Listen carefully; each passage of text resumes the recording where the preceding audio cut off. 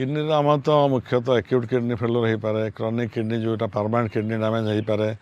सीटा आप blood pressure बढ़ो रक्तहीनता देखा देह हाथ फुलाफुली हम खाଇବା कमिज ये सब है किडनी रोग लक्षण किडनी रोग मुख्यतः कारण कहि मुख्य कारण हूँ आजिकल डायबिटीज देखुन बहुत संख्या रोचे किडनी रोग साधारण लक्षण है भोक लगे ना दर्शक मानक यह कहि किडनी सुस्थ रहा किडनी रोगर लक्षण देखादेले तुरंत डाक्तर पाखे रोगर डायग्नोसिस करेंगे जब किडनी रोग जना पड़ा तुरंत किडनी रोग स्पेशलिस्ट पाक जाई किडनी रोग चिकित्सा करेंगे ता छड़ा जब आप ब्लड प्रेशर डायबिटीज अच्छी भल भाव चिकित्सा करेंगे सुस्थ खाद्य खाइबे।